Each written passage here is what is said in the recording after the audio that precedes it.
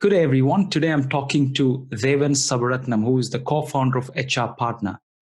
Good day, Devan. How are you? Good morning, Tony. Very good. And thank you for having me on your show. I'm so happy to be here. You're most welcome. And thank you for giving me your time despite the busy schedule that you're on, currently being the end of financial year. Yeah, my pleasure. My pleasure. And I always love talking business. I love talking to other business people and spreading the message. So, yeah, glad to be here. Good on you, Devan. Thank you. And Devan, are you happy for me to go into the first question? Absolutely. Let's kick it off. Thank you. Devan, can you please share a little about yourself, the place you were born, your education, your passion, the things that you enjoy doing, and one thing that the public might not know about you? Sure. Yeah, also, my name is Devan. I'm 53 years old at the moment this year and the founder of HR Partner. I was actually born back in 1966 in a small fishing village in Malaysia. Actually, my parents from Sri Lanka originally, but I was born in Malaysia, as my two sisters were as well. And we sort of lived and moved around Malaysia until I was about 12 years old. Then my parents decided to emigrate to Australia, which was one of the greatest decisions they made, I think, because we came here. I got to learn about the culture here and everything else, and basically, finished my schooling here and started my own business here in Australia as well. And it's been so much fun and excitement there for me.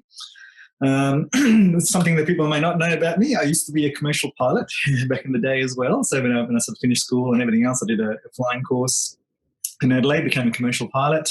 But then when I came back home to Darwin, there was no flying job, so I got into IT instead and got into programming. And the other thing that people may not know about me is I actually used to play guitar in a couple of rock and blues bands as well. So, I've had like a few semi-small careers on the way to becoming a startup founder as well. Good on you, Devan. That's very interesting. So commercial pilot and the music band. So quite interesting. So if something happens during a flight, we can always bring you in to the cockpit. I'm a little bit rusty. It'll probably be very bumpy landing, but hey, I'll give it a shot. Definitely. Good on you, Devan. And moving on to our next question, can you please share about your work experience prior to starting your venture, HR Partner? Yeah, absolutely. So, like I said, when I came back from Adelaide after I did my flying course, I was about 18 or 19, I think it was at the time. And back then there were no flying jobs, so I sort of hunted around for work. And then my father actually bought one of the first IBM PC XDs in Australia for his surgery, for his business. And I was tinkering away on that. And the guys that ran the IBM centre, they saw me playing on it and saw my passion for computing, and they sort of said, "Oh, do you want a job?" And so I said, yeah, sure, I'll start as a support rep for you. So I went into the local IBM dealership and I started just by repairing computers and doing all the hardware and everything else like that. But while doing that, I started dabbling a little bit in databases and a bit of programming and things like that. And I sort of found that I had this bit of a connection with more so programming than the hardware. And then I started by writing a few small database apps for some of their customers, which went really well. And then sort of grew from there. And I started writing bigger and bigger apps and things like that. And after a couple of years of doing that, I thought, well, I seem to have this natural ability to take a business problem and then write an application that can solve that problem. And I thought that's something that I want to explore a bit more. So I ended up leaving that company and starting my own business when I was about 22, I think it was. I started a consulting business, writing applications. And pretty much since that day, have been self-employed. I haven't had any other employers in the last 30-something years. And I've just always run my own business. I've 3 businesses now, just doing software development and application development and things like that on a consulting basis mainly for many years. And then about 5 years ago, I sort of thought, well, rather than writing apps for other people, I want to write an app for myself that'll solve a problem for a lot of people. So that's when I sort of decided to branch out and actually, write an HR system. So that's sort of been my journey for the last 3 decades, I think it is, of being self-employed. Excellent, Devan. Excellent. And that's wonderful. So you're basically writing codes for others and you realize, why don't I do it for a business that I might start? And, there you are. Excellent. Absolutely. Because as much as I did enjoy, hearing about someone's business problem and then writing a solution for it, after a while, I do get a little bit sort of burnt out, I guess, by doing that. And I just thought, look, and especially when I kept hearing some of the similar problems again, because one of the things we did in that 30 years was, we were an agent for a couple of different accounting systems, like Attaché and MYB and a few others like that. And so we'd go in and install accounting systems or payroll systems for a business. And in the process of doing that, people would say, oh, the payroll's great, but I wish we had an HR system to track training and to track performance reviews or, onboard new employees and things like that. So what I did was, I listened to all that feedback for 20 odd years, and I thought, well, this seems to be a common problem with a lot of businesses here. So why don't I write something that'll, try and solve that problem for a lot of people? And that's, where the idea germinated for HR Partner, because I thought, I've got this experience and I've got this feedback, real world feedback from people. So I think, I can take all that and I can sort of put it all together and distill it down and write a system that can solve some of these issues. So that's what I did basically back in 2015. Well, actually, even before that, back in 2005, I think it was, I actually wrote a Windows database called HR Partner that would do that. But then eventually, as cloud systems exploded and everyone went online and remote and everything else like that, I thought, no, a desktop system's not really going to be scalable. I want to make it a cloud system so it can be anywhere in the world. And so I'm pretty proud that as an Australian company, we've got customers now in like 72 different countries and spread across the world, and we've got more users overseas than we have in Australia now, which is also something that excites me and makes me happy. That we've got that reach now with our system, and so I'm pretty pleased about that. Good on you, Devan. Good on you, and that's very encouraging. And Devan, moving on to our next question, could you please share about HR Partner's unique product offerings? Which is a standout for your customers?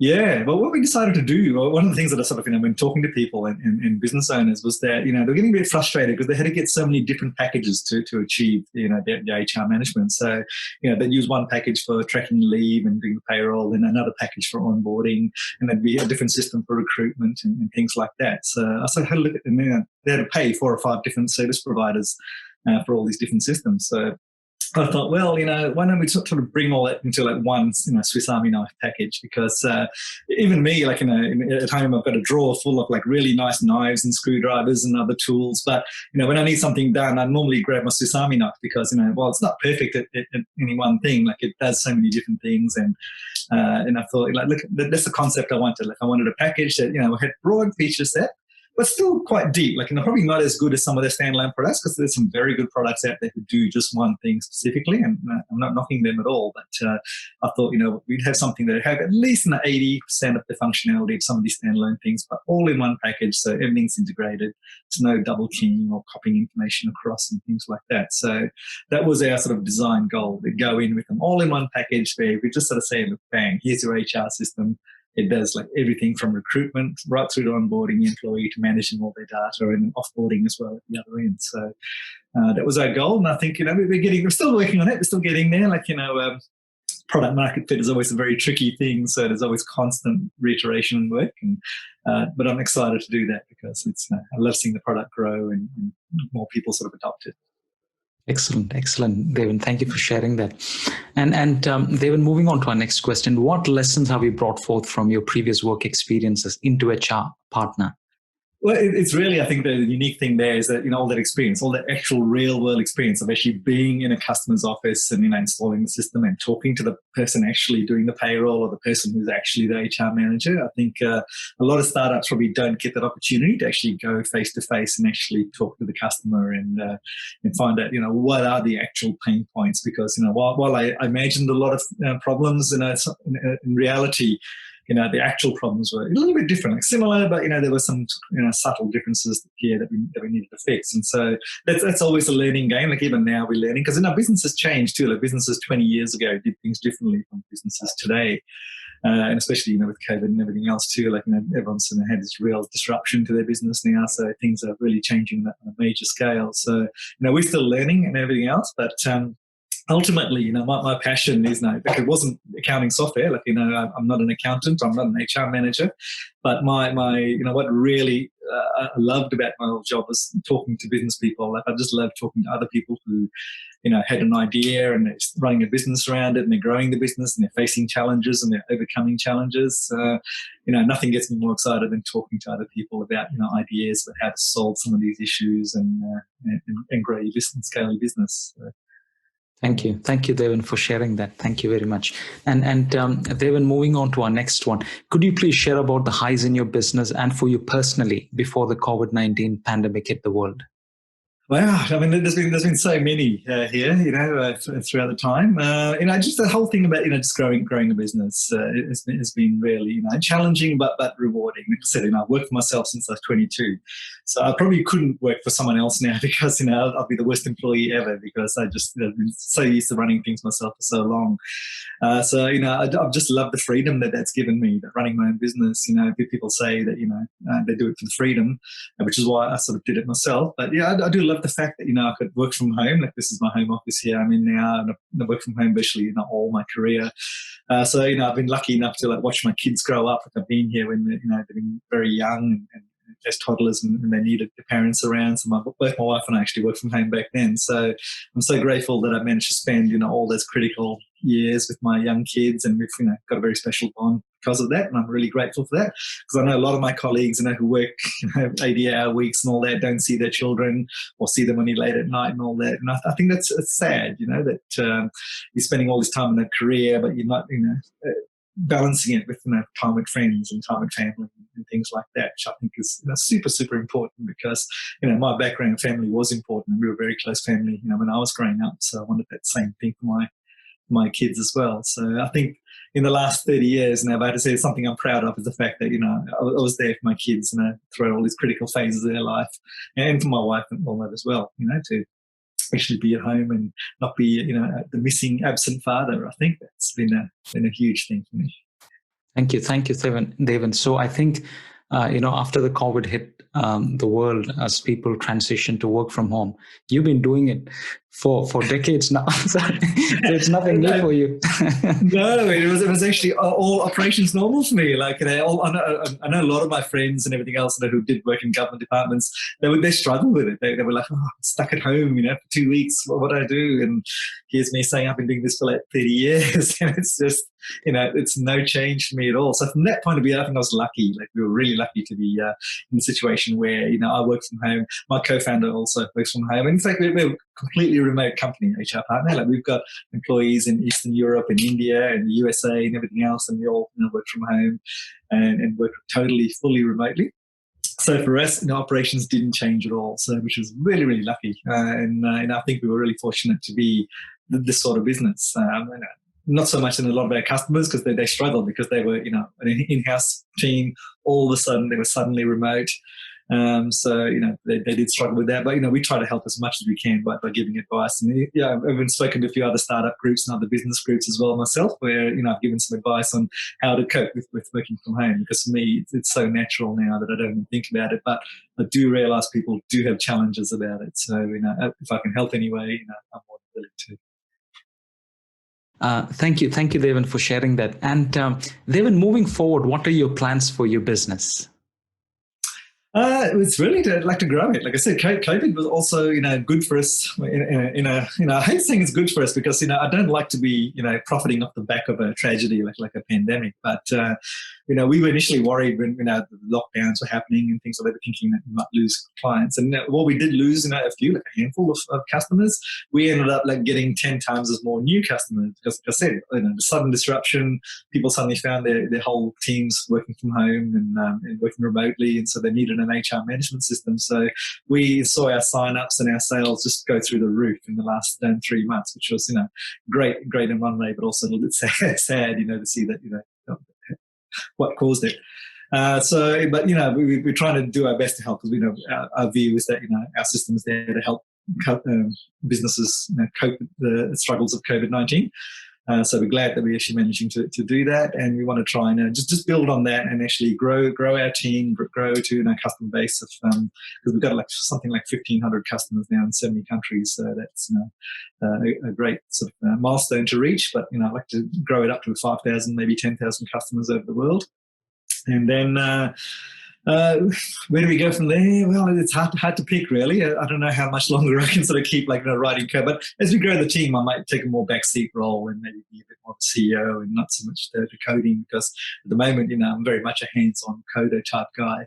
But as we scale and as we grow, I've got to step back and learn how to manage a team, which is going to be a bit tricky for someone who's worked for himself for so long.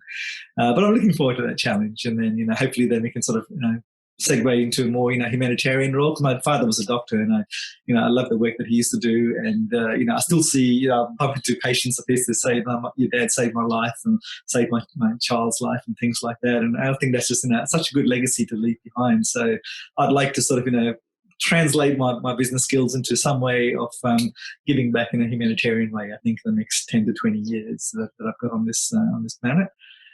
So that's where I'd like to see me go professionally and personally in the next couple of decades, I think. Good on you, Devan. And now just thinking about what you shared. When the pandemic hit, I'm sure companies, a lot of them downsized and they cut on costs. So I would think a lot of HR professionals would have lost jobs or whatever.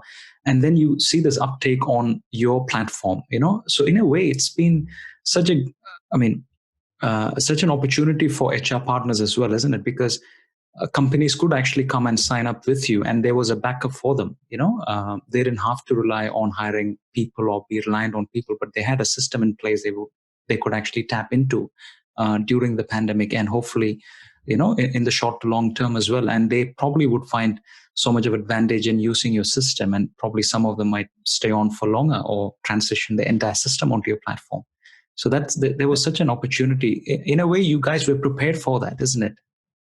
Yeah, we were just in the right place at the right time. So much of business is luck, I think, because, before that, the 5 years that we were sort of running, we were growing, but growing quite slowly, and we were sort of looking at ways to try and accelerate their growth. But when COVID-19 hit back in January, February, we just happened to be in the right place at the right time with the right setup and everything else. So, from that respect, we were absolutely fortunate to sort of hit the jackpot that way. Like I said, I wish the conditions had been different and the circumstances had been different, but, you sort of, that's business, things are up and down all the time, and you sort of got to go with the flow and take what comes to you. So, but yeah, so we framed it from the point of view that, yes, we've got this platform that can really help people who are, in pain now, like business owners who are struggling with cash flow and who are struggling with, suddenly work from home team or remote team and things like that.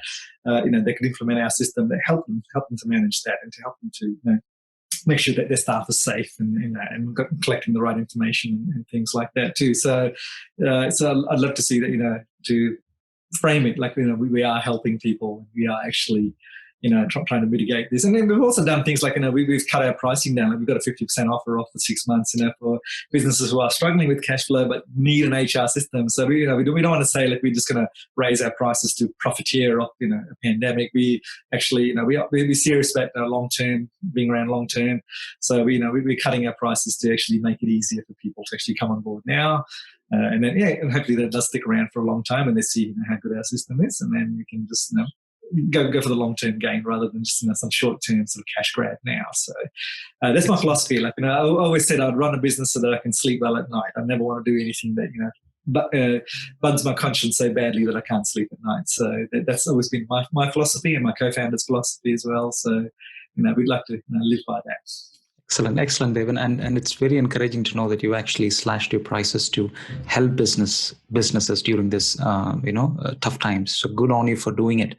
And Devan, moving on to our next question. So if you look back to the time from an HR partner commenced operations, what would you have done differently and why? Gosh, that's a very good question, actually, because, we've made so many mistakes along the way. And I fully admit that. But, would I do it again and not do those mistakes? I don't know, because every mistake is a learning opportunity. Like, everyone gives you a lesson, and it just, then you know what not to do, I think. And a lot of people sort of, want this perfect path to success where, they don't make any mistakes. There's no sort of downturns or anything else like that. But I think that's probably a very false idea. Real life doesn't work that way at all. You're always going to have obstacles. You're always going to have to take a left turn here and there.